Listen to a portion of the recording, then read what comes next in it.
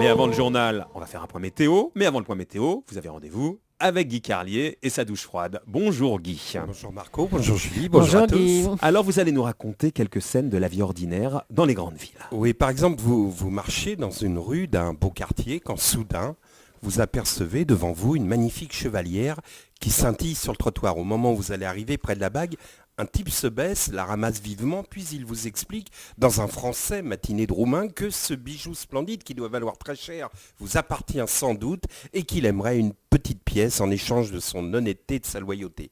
La magouille est grossière. Vu de près, vous constatez que la bague ressemble à celle qu'on trouve dans les pochettes surprises et seules de très vieilles touristes américaines tombent dans le panneau. Nous, on hausse les épaules et on continue notre chemin.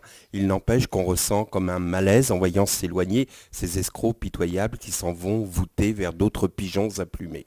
Autre chose, vous arrêtez un feu rouge en ville, des gamins au t-shirt taché se jettent sur votre voiture et sans tenir le moindre compte de vos dénégations, balancent sur votre pare-brise une giclée de liquide verdâtre qu'ils font mousser abondamment avec une éponge mouillée, puis après quelques coups de raclette, ils viennent se planter l'air menaçant devant votre vitre.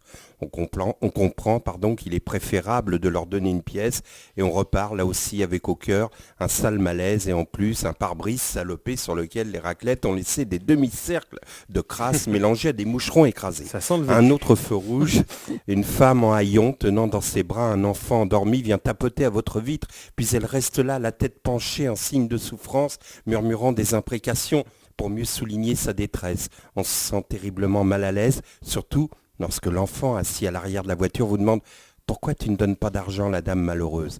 Là encore le malaise. Et puis il y a, dans les gares, ces femmes vêtues de blousons de nylon et de jupes de gitane qui se collent à vous en vous tendant des papiers où il est écrit « S'il vous plaît, une pièce pour acheter du lait à mon bébé » ou bien le faux handicapé dont on voit immédiatement qu'il possède toujours sa jambe prétendument amputée mais qu'il l'a repliée grossièrement en attachant sa cheville à sa cuisse.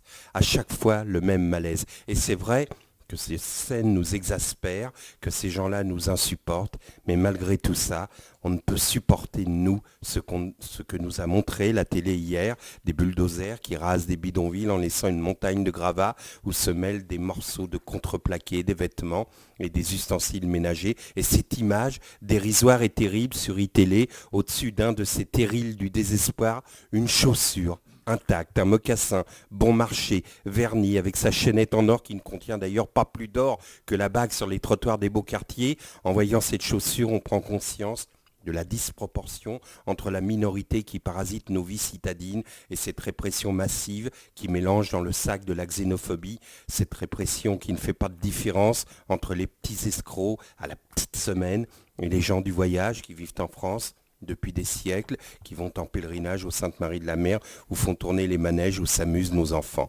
Dans cette affaire, comme on dit dans les films de Claude Sautet, chacun a ses raisons.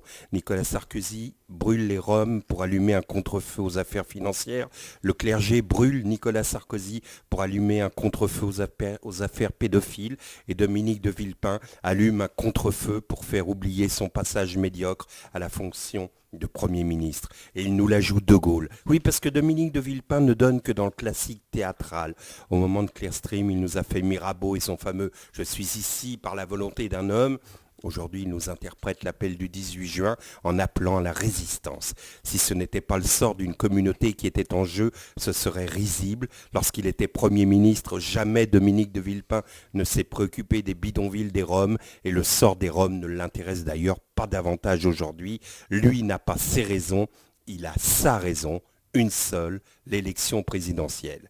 Cette course à la présidence, cette sinistre course porte un nom, elle s'appelle la route du Rhum. On vous avait prévenu, la chronique de Guy Carlier s'appelle La douche froide. Merci Guy Carlier et à demain et après 9h vous restez évidemment avec la Dream Team. Allez.